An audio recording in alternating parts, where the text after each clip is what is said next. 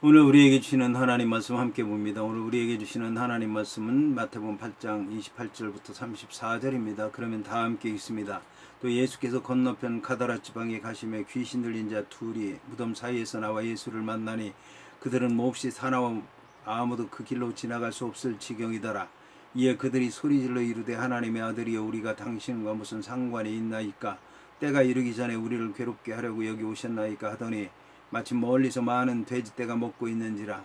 귀신들이 예수께 간과하여 이르되 만일 우리를 쫓아내시려면 돼지떼에 들여 보내주소서 하니 그들에게 가라 하시니 귀신들이 나와서 돼지에게로 들어가는지라. 온 때가 비탈로 내리다라 바다에 들어가서 물에서 몰사하거늘 치던 자들이 달아나 시내에 들어가 이 모든 일과 귀신 들린 자의 일을 고하니 온 시내가 예수를 만나려고 나가서 보고 그 지방에서 떠나기를 간구하더라. 아멘. 오늘 말씀의 제목은 귀신을 내어 쫓으셨다입니다.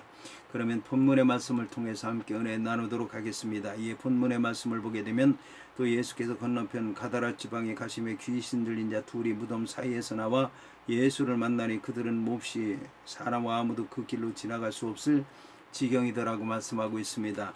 여기서 가다라 지방은 마가와 누가의 기록에는 거라사인의 지방으로 표기되어 있습니다. 본문의 가다라에 해당하는 가다레노는 게네사렛 호수에서 멀리 떨어져 있지 않은 대가볼리 중의 한 도시였습니다.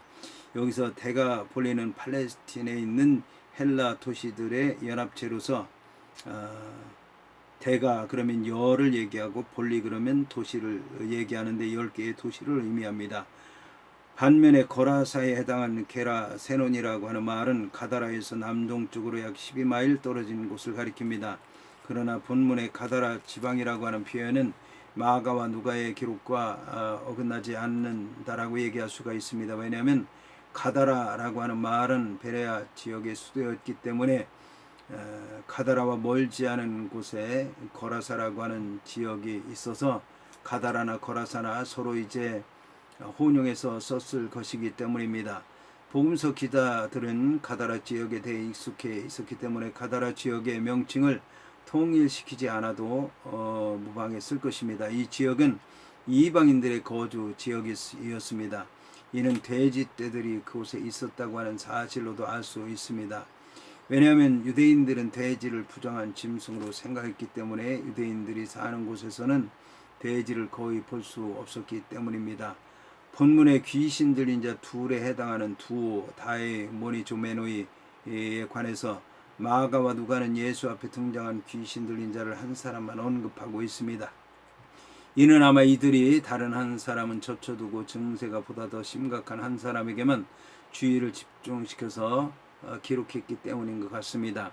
한편 신약 성경에 자주 등장하는 귀신 들린 자들은 주로 정신적 결함이나 자폐적 환자로서가 아니라 악한 영의 지배권 아래의 노인자로 말씀하고 있습니다.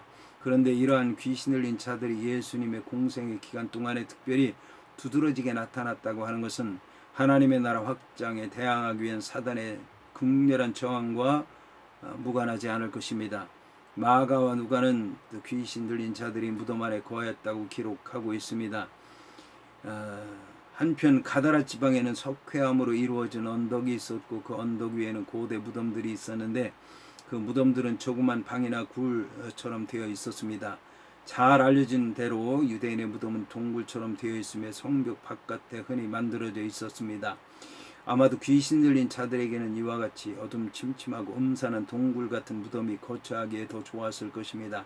그러나 이러한 곳에 사람들이 가까이 갈 경우 그 사람은 의식적으로 더럽혀졌다고 사람들이 생각했습니다. 이에 그들은 몹시 사람과 아무도 그 길로 지나갈 수 없을 지경이었더라고 말씀하고 있습니다. 본절과 병행 구절인 마가복음 5장 2절부터 6절까지 하고 누가복음 8장 27절에서는 귀신 들린 자의 난폭한 성격과 행동이 자세하게 묘사되었습니다. 이들은 군대 귀신들의 지배 아래에 있었기 때문에 놀라운 힘을 과시하고 있었습니다. 그들은 자신들의 고유한 인격이 파괴된 채로 오직 마귀의 파괴적 성향만을 지니고 있었던 것입니다. 따라서 아무도 그들이 거하는 곳을 통과할 수가 없었습니다. 그러나 거친 바다를 잠잠하게 하셨던 예수님께서 아무런 두려움 없이 이곳을 찾아오셨던 것입니다. 이어서 본문은 이에 그들이 소리질러 이르되 하나님의 아들이여 우리가 당신과 무슨 상관이 있나이까 때가 이르기 전에 우리를 괴롭게 하려고 여기 오셨나이까 하였더라고 말씀하고 있습니다. 여기서 하나님의 아들이여에 해당하는 휘에투 데우라고 하는 말은 그리스도 곧 메시아를 지칭할 때 쓰는 칭호로서 특히 신성을 지닌 자로서의 그리스도를 가리킬 때 사용하던 칭호였습니다. 이 명칭과 유사한 명칭들이 본서 마태복음에서 사용된 적이 있습니다. 가브리엘 천사에 의해서 예수님께서는 임마누엘 즉 우리와 함께 하시는 하나님으로 호칭되기도 하였고 애굽에서 불러낸 예수님을 내 아들로 호칭하기도 했으며 예수님께서 세례를 받으시고 물에서 올라오실 때 하늘에서 내 사랑하는 아들이요 내 기뻐하는 자라고 불리움을 받게 된 것입니다. 그런데 흥미롭게도 예수님을 시험하는 자인 사단에 의해서도 예수님은 하나님의 아들로 불리워졌다라고 하는 것입니다. 이후로 다른 사람들이나 예수님의 제자들에 의해서 예수님은 하나님의 아들이라는 명칭으로 이제 불리워지게 됐는데 이는 지극히 중요한 신앙 고백적 명칭으로서 예수 그리스도가 어떤 분이신가를 잘 보여주고 있습니다. 이 말을 통해서 살펴볼 때 귀신들은 예수님이 누구인지 정확히 알고 있었던 것입니다. 그들은 예수님의 권위 있는 말씀에 의해서가 아니라 그들 스스로의 영적인 감지력을 통해서 예수가 누구인지를 알고 있었던 것입니다. 귀신들은 예수님의 출현으로 말미암아 그들 자신의 존재가 근본적으로 위협받고 있다고 하는 사실을 깨닫고 있었습니다. 그런데 놀라운 것은 예수님의 제자들은 아직도 예수님께서 하나님의 아들이라고 하는 사실을 정확히 알지 못하고 있었다라고 하는 것입니다. 본문에 우리가 당신과 무슨 상관이 있나이까라고 하는 말에서 우리에 해당하는 해민이라고 하는 말과 당신에 해당하는 소이라고 하는 말은 모두 역격의 형태입니다. 따라서 본문을 직역하면 우리에게 그리고 당신에게 무엇입니까? 라고 하는 말입니다. 그 뜻은 왜 우리와 아무런 공통점이 없는 당신이 우리를 괴롭히며 방해하느냐 라는 뜻입니다. 제발 우리를 그대로 내버려 둘 수 없느냐 라고 하는 말이기도 합니다. 이 말은 구약에서 흔히 나타나는 관용어입니다. 이처럼 사단의 세력들은 영원한 심판의 때가 이르기 전까지 상대적이며 제한적인 자유가 허락되어 있었던 것입니다. 이어서 나오는 때가 이르기 전에 라고 하는 말에서 때에 해당하는 카이로스라고 하는 말은 마귀의 최운명의 날이요 세상의 종말이요 곧 대심판의 날을 의미하고 있습니다. 이는 한편으로는 귀신도 종말론적인 심판과 종말론적인 심판으로 말미암아 자신들의 권세가 종말이 임할 것을 알고 있었다고 하는 사실과 함께 다른 한편으로는 아직 그때가 이르지 않았다라고 하는 사실입니다. 이는 하나님의 나라가 이미 임했지만 그 나라가 마지막 완성과 마지막 도래는 아직 이르지 않았다라고 하는 것을 얘기하는 것입니다. 다시 말해서 본문에서 악령들을 미혹하고 괴롭히도록 허용되었지만 심판날에는 모든 악인들과 함께 귀신들은 영벌에 처해질 것이라고 하는 사실입니다.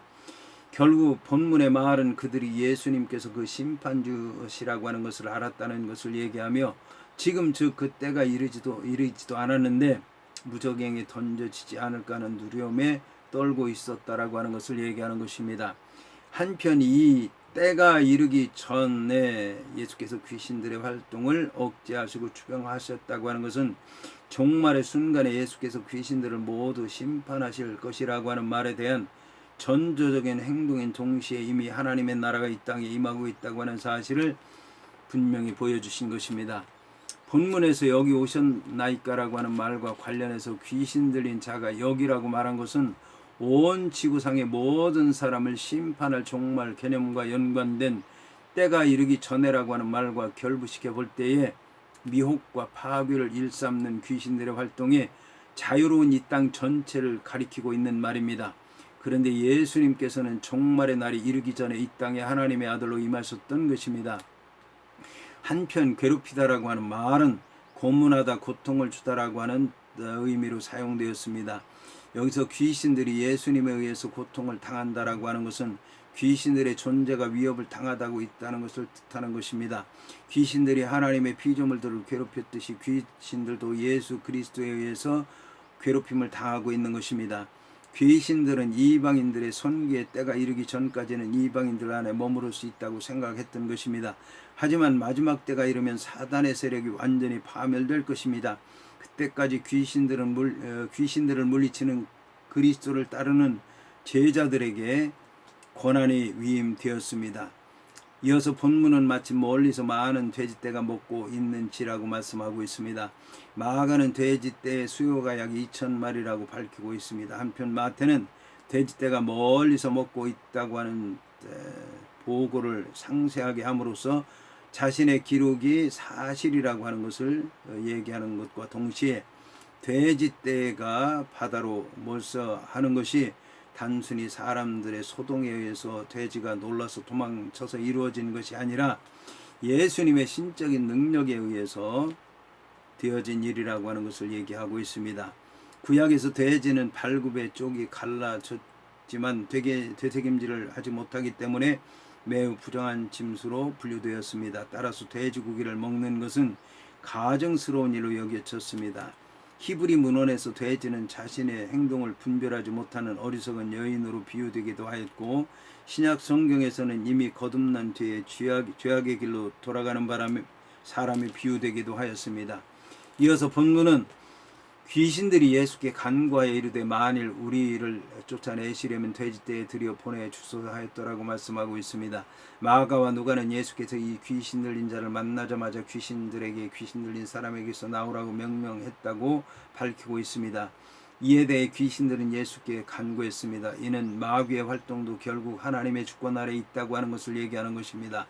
본문의 귀신들로 번역된 다이모네스의 원형 다이몬은 데몬, 영어로 데몬스라고 하죠. 마귀로 번역할 수 있습니다. 마귀는 영적인 존재로서 하나님의 적대자인 관계에 있음에도 불구하고 사람들에 대해서는 비록 한정적이긴 하지만 큰 권세를 행수할 수 있는 것으로 묘사되어 있습니다. 그들은 천사들에게서 떨어져 나온 존재로서 더러운 영들, 타락한 천사들, 마귀의 사자들로 불려졌습니다. 한편 귀신들이 우리를 돼지떼에 들여 보내소서라고 요구한 이유는 몇 가지가 있습니다. 첫째, 귀신들은 육체적인 거처를 소유하기를 원했기 때문에 돼지떼 속에 들어가기를 원했다는 것입니다. 귀신들은 돼지떼를 자기들의 새로운 거처로 삼음에도 불구하고 그 새로운 거처에 들어가자마자 그 거처를 파괴하는 것입니다. 둘째, 하나님의 피조물을 증오하는 마음에서 돼지떼에 들어가 그 돼지떼의 죽음을 초래하려고 했던 것입니다. 셋째, 그 지방 사람들의 소유인 돼지떼들을 몰살시킴으로써 그 지방 사람들의 마음속에 예수를 배척하고 미워하는 생각이 생기도록 하기 위해서 돼지떼 안으로 들어가려고 했다고 얘기하기도 합니다. 복음서들 중에 다른 곳에서도 예수에 의해 쫓겨난 귀신들이 난폭한 행위나 악행을 저지름으로써 자기들의 분노를 표시하는 장면이 자주 나옵니다. 한편 율법은 돼지고기를 먹지 못하게 하고 있습니다. 그렇다면 이 돼지떼를 먹이는 주인은 이방인이거나 아니면 이방인에게 팔기 위해서 이 돼지떼를 기르는 불경건한 유대인으로 보입니다. 이어서 본문은 그들에게 가라 하시니 귀신들이 나와서 돼지떼에게로 들어가는지라 온 떼가 비탈로 내리달아 바다에 들어가서 물에서 몰사하였더라고 말씀하고 있습니다. 예수께서 마귀의 요구를 들어주신 사실에 대해서 어떤 이들은 예수가 귀신에게 가라고 말씀하신 것은 부정한 돼지떼에게로 들어가라고 허락하신 것이라고 얘기를 하고 있습니다. 귀신들은 모든 생명체, 특히 인격이 없는 무인격체로 쉽게 들어가서 그 대상을 자유로이 장악할 수 있었기 때문에 돼지에게로 손쉽게 돌입할 수 있었습니다. 그런가 하면 마귀가 무적행에 떨어질 종말의 때가 아직 이르지 않았으므로 그들에게 자신들의 운명을 선택할 일말의 기회가 주어진 것이라고 볼 수도 있습니다. 이와 더불어 예수께서 그곳 주인들에게 귀신 들린 이 두 사람의 가치가 돼지떼보다 더 귀중함을 가르치기 위한 것이라고 생각할 수도 있습니다. 한편 온 떼가 비탈로 내리달아 바다에 들어가서 물에서 몰사하였더라고 하는 것은 귀신 들린 자가 귀신들에게 완전히 노임받았다고 하는 사실을 극적으로 표현해 주는 것입니다.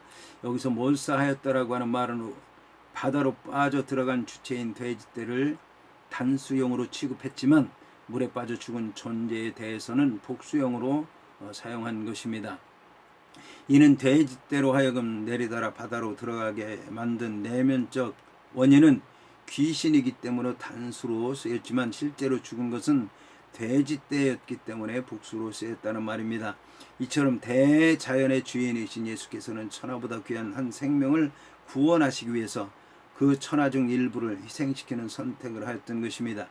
귀신들의 난폭성이 두 사람에게서 떠나 돼지에게로 옮겨짐으로써 판단력이 결여된 무인격체들인 돼지들은 죽음으로 질주를 하게 되는 것입니다. 이어서 본문은 치던 자들이 달아나 시내에 들어가 이 모든 일과 귀신 들린 자의 일을 고하였다라고 말씀하고 있습니다. 돼지를 치던 자들이 그 놀라운 광경을 보고 두려움에 사로잡혀 가다라 시내로 들어가 귀신 들린 자들의 일을 보고한 것입니다. 본문에서 귀신 들린 자의 일이라고 하는 것은 귀신 들린 자들이 온전히 취해지고 옷을 입고 정신이 돌아와 앉은 모습을 보고 말하는 것입니다. 마태가 귀신 들린 자들의 일에 관해서 구체적인 설명을 생략한 것은 오직 마태가 말하고자 하는 것이 귀신들을 내쫓은 예수님의 권능을 얘기하기 위해서입니다. 여기서 아류였다라고 하는 말에 해당하는 아팡겔리안이라고 하는 말은 아팡겔로라고 하는 말에서 나온 단어로서 그들이 보고하다, 그들이 공개적으로 선언하다라고 하는 뜻입니다. 특히 이 아팡겔로라고 하는 단어는 복음서에서 예수님의 부활을 증거하는 신앙적인 용어로 사용되기도 하였습니다. 부정한 돼지를 치던 이방인들이 하나님 나라의 복음을 전달하는 도구가 된 것입니다. 하나님께서 쓰시고자 하면 그 누구도 전도의 도구가 될 수 있다라고 하는 것을 보여준 것입니다. 예수님의 이적은 어떠한 수단과 방법을 통해서라도 사람들에게 널리 선포되었습니다.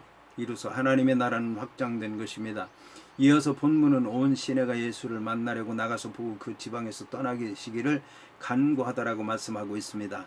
이 지방 사람들은 처음에는 자신들의 재산에 손해를 입힌 책임을 물어서 예수님을 체포하려는 의도를 가지고 예수님께 나아갔던 것 같습니다.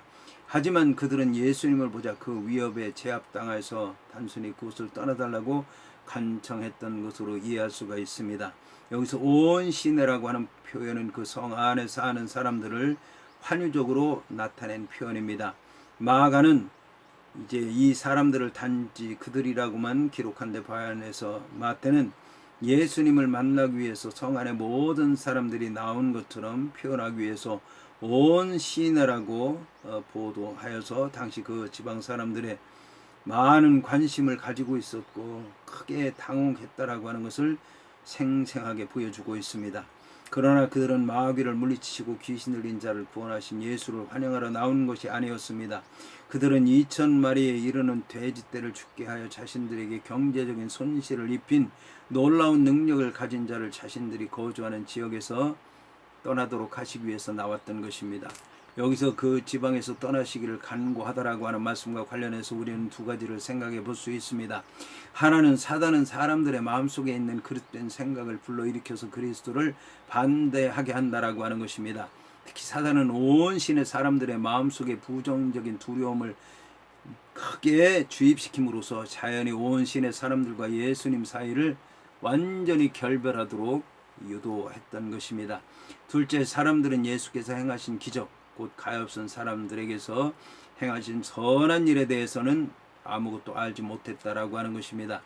그들은 구세주보다 재물을 더 사랑하였으며 세상을 더 사랑했던 것입니다. 이처럼 물질적 한계 상황에만 머무르는 사람들은 진리와 구주를 수용할 마음의 여유를 갖지 못하는 것입니다. 오늘날도 이 가다라 지방 사람들처럼 선한 기적을 보고서도 자신들의 재산에 손해가 온다는 이유로 기독교의 참된 진리인 예수 그리스도를 맞아들이지 아니하고 오히려 자기들을 떠나달라고 요청하는 어리석은 사람들을 우리는 볼 수 있습니다.